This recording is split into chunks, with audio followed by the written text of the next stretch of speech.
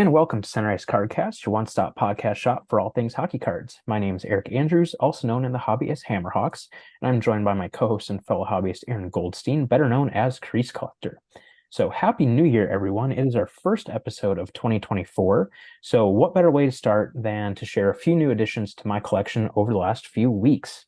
So this one actually was a 2023 edition. It was a Christmas present from my wife's parents. And I did kind of know that I was going to get it ahead of time, but it was still obviously really, really fun and cool to actually get it just because I have something kind of similar to this for something else. But obviously, this in and of itself is really cool as well.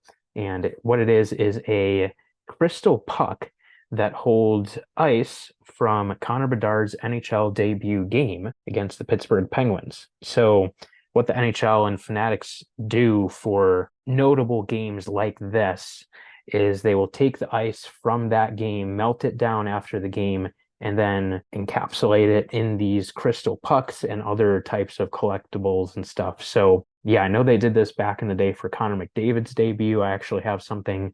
It's not a crystal puck, but it's the same type of thing, where it's a collectible displaying ice from his debut.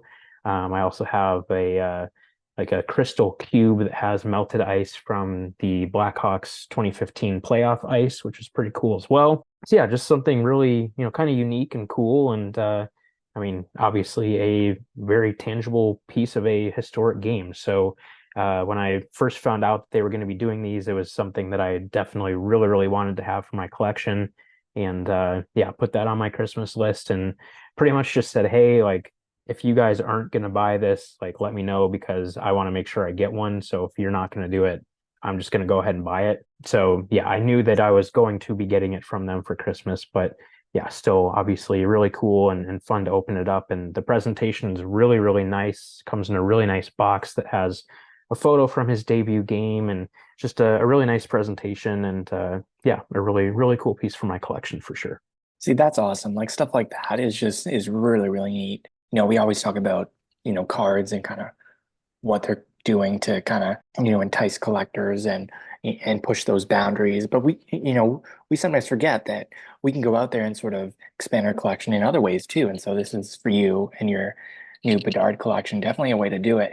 And we were just talking like right before we started recording. It's probably the cornerstone of your Bedard PC so far. I mean, it's going to be really cool watching that collection grow. But for right now, at least, it's probably the best item in your collection. And rightfully so. That is really cool.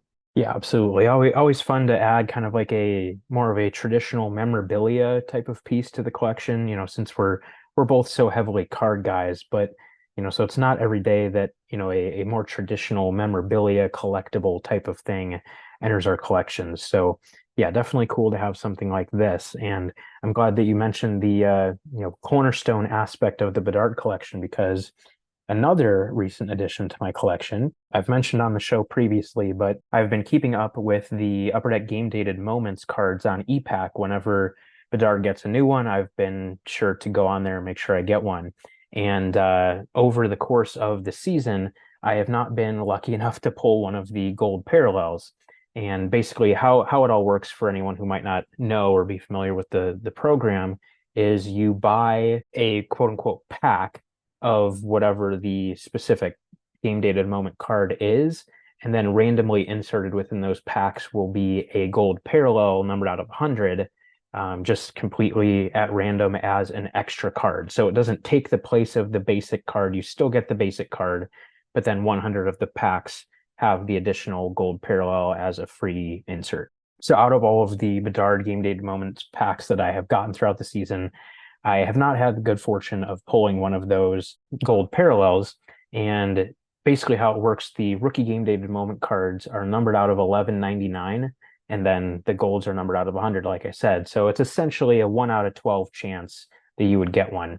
And I believe I've opened somewhere like 14-ish packs or something. So, I was kind of like, okay, like eventually I have to get one, right? Like it just seems like, it's a matter of time and, just based on the odds, like you should get one at some point. So I think it was back, whatever the first Friday of January, I think January 5th, a new wave of Game Dated Moments cards came out.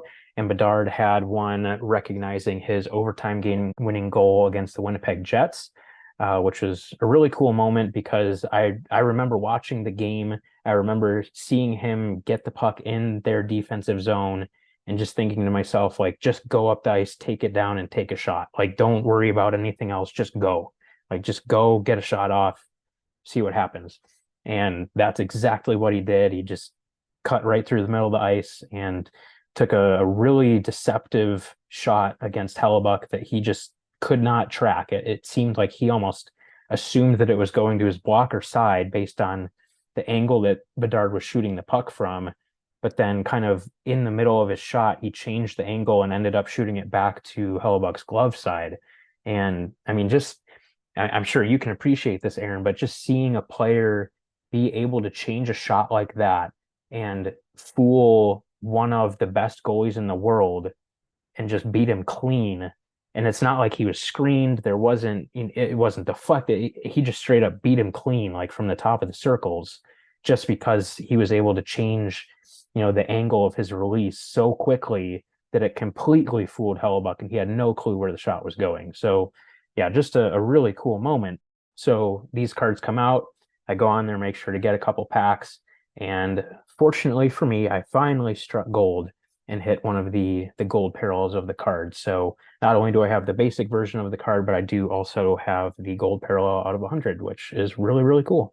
It is really cool. And like I know, you kind of had to go back to the well a couple times to kind of try your luck at them and picking up some cool cards along the way, but especially for those gold versions, like probably in a good way. Like, it's good that these cards are hard to get, and there it is there on the screen there.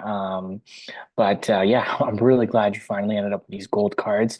I'm actually interested to see, one in hand. I don't think I've ever really seen one. I mean, they look great, right there. But to see one in hand would probably be really cool also. And yeah, look at that reaction. I mean, scoring that goal, like you were just saying, yeah, beat Hellebuck really clean, as a goalie, a guy coming in on you like that. I mean, I haven't faced a shot like Bedard's, obviously, but I can only imagine how difficult it is to stop something like that when he's come on, right towards you and he changes, that direction of his or that angle of his stick and just sort of snaps one off like that. I mean, yeah, pretty much impossible to stop right there. And, and the way he came up the ice, all that speed, I mean, obviously, if anyone listening has seen him play, right away, he's a special player. So once in a lifetime type of player. So, I mean, I'm really excited to see where his career goes. And obviously he's injured right now, but I mean, I don't think it'll have too much of an effect on him. So once he gets back, I'm sure he'll be doing stuff like that, more often than not, for the rest of the year. I mean, yeah, just special player and, yeah, excited to see how his career goes and, along with your collection. Yeah, and of course, I don't know how I forgot to mention it earlier, but the card pictures his celebration, and it was a really fun and cool celebration. Anybody who is familiar with the NBA and with basketball might be familiar with Vince Carter's celebration from the dunk contest back in the day, where he just kind of looks at the camera and says, "It's over." And that's exactly what Bedard did right after scoring that goal. So yeah, just a really cool and fun moment. And yeah, just obviously memorialized right there on the card. And yeah, definitely really, really cool and a fun card to have for my collection for sure. So yeah, that'll be fun to get in hand one day. I did consider selling it because the gold parallels do sell pretty well. I think they were selling for around like 150 US on the EPAC Facebook group that day, but I kind of just said, like I've really been wanting to pull one of these gold ones, and I remember this moment so clearly. So I'm just going to keep it at this point. It's just a cool piece for my collection, even if I could, turn around and make a quick buck on it. That's not why Aaron and I are in the hobby. So yeah, definitely a fun and cool piece for my collection for sure. So just wanted to share about that. And, I know some people have had a hard time getting in on the action for the game dated moment cards. And yeah, just wanted to share that it is possible to get the packs and pull gold parallels and stuff and not have bots buying them on your behalf and stuff. It is possible to manually do it.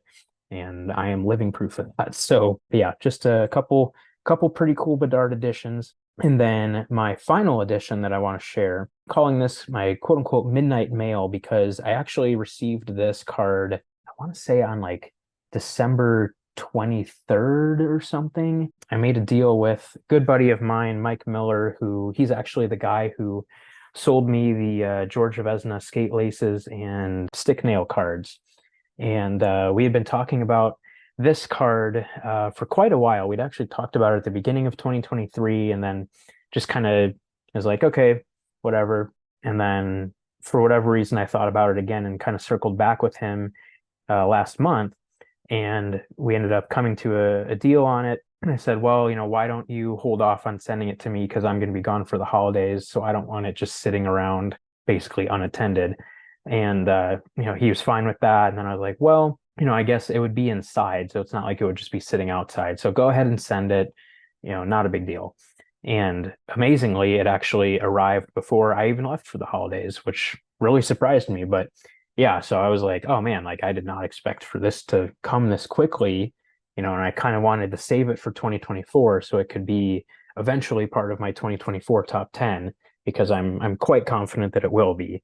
I don't see any way though it isn't, unless I get insanely lucky this year. But yeah, it'll be part of the countdown for sure. So I wanted to save it for 2024. So I essentially just said, well, the package arrived, but I'm not going to open it until the new year. So we ended up cutting our holiday travels a little bit short because both my wife and I ended up having COVID at different points over the holidays, which was so thrilling, of course. So we ended up coming home a little bit earlier than planned, and we were home for New Year's. And yeah, pretty much like, I don't know, like 10 or 15 minutes after the ball dropped in New York for the new year, I went up to my office and ripped open the package. So it was officially a 2024 edition. And this is a That card totally counts. yeah, of That course, totally counts. of course. This is a card that Aaron actually has a copy of. And I know he's probably now wondering, well, what's a big card that I have that he Ooh, doesn't? this is interesting. I think I know what it could be, but I'm not gonna guess. I'm always wrong. Well, maybe this can be your chance to be right. I don't know. I'm scared to guess. Just open it. There's something out there. Come on. There's, oh man, a card that I already have. That's interesting. Is it a one of one? If it was a one-on-one, you would not have it. Oh, I thought you meant like, I have the same card like of a different player, but No, I no, have this exact same card. you have this exact same Hmm. card. I'm gonna guess a Flurry Future Watch. Ding ding ding ding ding ding ding. Oh, I got it right. I want that clipped, that I said I never get it right, and now I finally got it right. Oh, this is perfect. Ooh, what a great card. That is awesome. Wow. I mean, I love that design. Even the base that year was amazing. Very similar, but very, identifiable. Just awesome. Just timeless card, and especially great timing too, since Fleury just hit his 1,000th game recently, obviously tied Patrick Waugh for second wins all time, and will be, moving up there quite shortly with his next win. And just, yeah, great timing. Amazing card. I mean, look at that. Amazing. Yeah, I was gonna Yeah. say, I mean, hopefully by the time this episode comes out, Fleury is in second place. I know He's so close. they're He's playing so tonight, close. so It could be today. I um, mean, by the time it comes out, he'll probably be there. So, you can post up the episode and post this card in celebration of that. So, congrats to yes. Flurry in advance. Yes, absolutely. So hopefully it is tonight. We're recording on Friday, January 12th. So yeah, hopefully he's able to pull it off and move into second place all by himself. But even if not tonight, I'm sure it'll be very, very soon. So yeah, yeah, I mean the card speaks for itself. It's, arguably the best goalie Future Watch auto that there is, really. I mean, I guess you could make an argument for, Carey Price or Lundqvist or Vasilevsky or somebody like that. But I think, kind of the older, farther back you go on the timeline, those cards just kind of rise to the top because it's harder to find them. And, especially, I mean, this is a rarer card because there's only 900 of them compared to the customary 999 that are out there nowadays. I believe 0304 was the last year that there were Future Watch autos that were not numbered out of 999. So yeah, they didn't exist in 0405 because it was the lockout year. There were Future Watch cards in the set, but none of them were autographed. So then you move forward to 0506, the Crosby Ovechkin year, and they were numbered out of 999 and have been ever since. So, being numbered out of 900 makes it a little bit tougher. And yeah, just a really, really cool card. And what's really cool about this specific copy too is Mike actually pulled this card himself from a case break back in the day. So he is the one and only owner of this card up until when I got it a few weeks ago. So, just having that provenance and knowing, this has not been handled basically for 20 years at this point. And, I know who pulled it, know where it's been this entire time, and now it's in my collection is just another really cool tidbit to the card. And yeah, obviously a huge addition for my 0304 project. And honestly, probably one of, if not the biggest cards that was left on the checklist for me. So I still have to get his Young Gun. I used to have one, but sold it years and years and years ago. Need like the Bergeron Ice out of 99, and a few other decently big ones, but nothing super, super big. So, in my opinion, this was really the biggest, most notable card left on the list for me. So to start 2024 off like that and cross that one off was very, very exciting for sure. So then turning to kind of the main part of the episode that we really wanted to spend some time talking about. Some people are probably already familiar with the fact that the checklist for the 23-24 Upper Deck Series 2 Young Guns cards leaked online. I know Upper Deck showcased that at the Certified Diamond Dealer Conference that they have every year, showed that off to the people who were in attendance. And even though that checklist was supposed to kind of be a secret or a surprise, not really supposed to be shared, of course, people took pictures, posted them online, and it has spread around pretty quickly at this point. So we just kind of wanted to go over that checklist. And obviously, this is a very, very hyped up product for good reason, but it is more than just Connor Bedard. There are 49 other Young Guns on the checklist. So we just wanted to go over those and then kind of unpack that a little bit. So right at the top of the checklist, as expected, card number 451 is Connor Bedard. No surprise there. We've known he was going to be in Series 2 for quite some time at this point. So, like I said, no surprise there. Everyone has been expecting that. And yeah, as expected. But then moving down the checklist, I'll just read off the rest of the names and then we can kind of go through some of the names that catch our attention. So starting with 452 and going down the rest of the checklist, we have Damien Giroux, Tyler Angle, Walteria Morella, Maxence Gwinnett, Jackson Lacombe, Clay Stevenson, Nick Swaney, Yoel Teasdale, Ty Emberson, Stanislav Svozil, Alex Laferriere, not to be confused with Alexi Lafreniere, Alex Laferriere, Matt Murray, not that one, the Dallas Stars goalie, Mackie Samoskevich, Ty Cartier, Emile Andre, Luke Philp, Leo Carlson, which obviously that's a big one, Hugh McGing, Matt Tompkins, Justin Sordif, John Beecher, Hardy Haman Akhtel, Zach Benson, Walker Dewar, Uvis Balinskis, Mikhail Pitia, Matthew Patra, Bobby McMahon, Tristan Luneau, Michael Kesselring, Fraser Minton, Samuel Canasco, Lucas Kandata, Artur Seelovs, Kevin Korchinski, Billy Sweezy, Pavel Minchikov, Ryan Shea, John Ludwig, Hunter Shepard, Dmitry Voronkov, Ilya Solovyov, Damon Hunt, Nicholas Matinpalo, Connor Zeri, Mason Lore, Mark Delgaizo, Raphael Lavoie, and then card number 500, the checklist featuring Connor Bedard and Leo Carlson. So, Aaron, I will turn the floor over to you. When I read that list of names, who or what stands out about that checklist to you? Like I would say one of the big ones, Leo Carlson, and not for reasons people expect. He was a teammate of Enroth's last year, so obviously, Fair.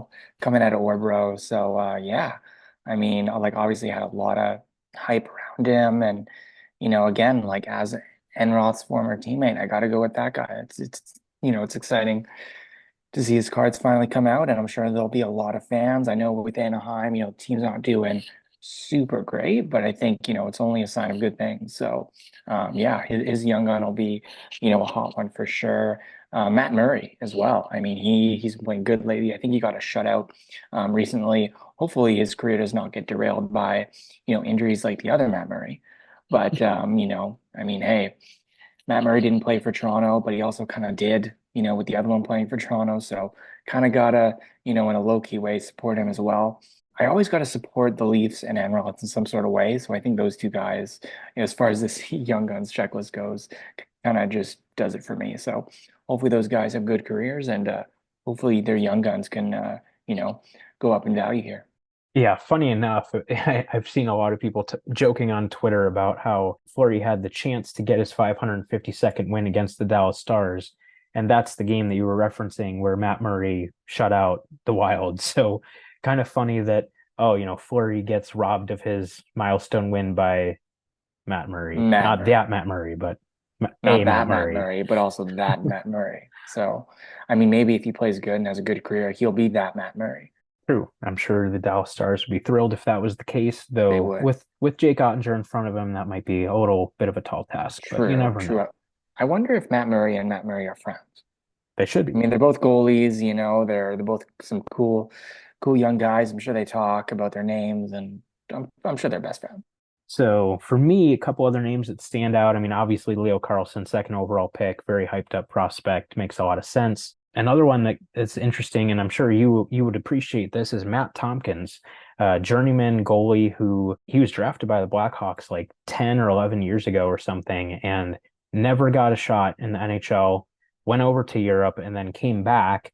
And thanks to Andrei Vasilevsky missing the start of this season, he was able to be the Lightning's backup goalie to start the season and got into quite a few games. So cool to see him get a shot all these years later and now be on a rookie card is really cool for him. Obviously, Zach Benson is another really big name. Matthew Poitras, another really big name. Leafs fans will be all over Fraser Minton's young guns for sure. Kevin Korchinski and Pavel Mintyukov are a couple of really solid young defensemen. Korchinski with the Blackhawks, Mintyukov on the Ducks. So those are kind of really nice secondary type of young guns for both of those teams in this product. And then probably the last big one that stands out to me is Connor Zary with the Calgary Flames. He's had a really solid season. So, a lot of people have been saying, well, it's really just Bedard and then a bunch of scrubs. And that's really not true. I mean, sure, there's not another guy in the same caliber as Connor Bedard, but there basically never is. I mean, if you go back in time, you really only have an average of like one young gun per year on average that's a triple digit value card. You're not going to have a year where there's three, four, five guys that are $100 plus. It just doesn't work that way. We just don't get insanely loaded rookie crops. I mean, even you go back to 0506, yeah, you had Crosby and Ovechkin, but it's not like there were, three, four, five other guys like that, and that's pretty much like the most stacked rookie class of all time. So I don't know what people were necessarily expecting, but yeah, even though Bedard is in the product, again, like I said, it's not like it's just him and then the checklist and then 48 scrubs. I mean, there are some solid names in there, like we said. I mean, Leo Carlsson is a really good one. Benson, Poitras, Minton, Korchinski, Mintyukov, Zary. Like there's still some depth in this crop. Sure, it's not 20 or 25 young guns deep that are really solid, but there are still some really quality names on there for sure. So yeah, just kind of wanted to make note of that because I've seen a lot of people bashing the fact that most notably Adam Fantilli is not in Series 2. So we'll kind of transition now to focusing on extended for a minute here as well. And obviously with this checklist coming out and then also some of the solicitation for extended that came out a couple weeks ago, both Adam Fantilli and Logan Cooley's Young Guns will be an extended series. And again, like I said, some people had an issue with that, saying, well, they should have been in Series 2. Personally, I love that decision. I think it makes a ton of sense because how much have we heard people whining about how junk of a product extended is? There's no value, blah, blah, blah, blah, blah, blah, blah. First of all, I would say that people that are saying that don't understand the point of extended. So there's that. But even if they're saying that and whatever, well, now you're actually getting two really solid young guns in extended. So, to me, that was a great decision. I mean, Series 2 didn't need all of those guys included to sell the product. Bedard's in it. That's all you need to sell the product. There are still other good names in there as well to help, supplement the value there. So it's not just a total strikeout if you don't get him. I would be thrilled to get a Leo Carlsson Young Gun if I was opening Series 2, but that's just me. But yeah, I mean, the fact that Fantilli and Cooley will be in Extended, I mean, those are the two biggest names that Extended will have had thus far for its Young Guns checklist. So yeah, the fact that there's not only just one but two really really solid Young Guns to chase and Extended, I think is going to be great for collectors. Just really help that value for the product. And yeah, I was really happy to see that decision. I don't know if you feel the same way, Aaron, or if you feel differently. I thought it was like kind of a shock at first. You always hear the young gun goes first, and then the canvas, second. But I guess it's kind of a new way of looking at things. But yeah, I mean, I know there'll be a lot of like interesting cards to chase, but for those to be held a little while longer, it's definitely an interesting decision. But I see why they went that direction, and I guess collectors are going to have to wait a little bit longer for that, that arrival of some new Bedard cards and Fantilli as well. But yeah, it'll definitely make for a more interesting Extended. And I think that's kind of the point, spread the love across a couple more products, that are similar to each other, and that's understandable for sure. Yeah, and I'm glad you mentioned Bedard because of course his Young Gun canvas is going to be an Extended as well, which again I think that is a phenomenal decision. Again, you don't need to just load up series 2 with everything and then not have anything, that a lot of collectors might quote unquote want for Extended. So, I think holding off a couple really solid Young Guns and then especially saving the Bedard Young Gun canvas for Extended was a great decision. And it is really going to help with the demand and popularity of the product because, like I said, I think a lot of, maybe more casual collectors or people that are just concerned about value or whatever it might be don't really understand what Extended is there for.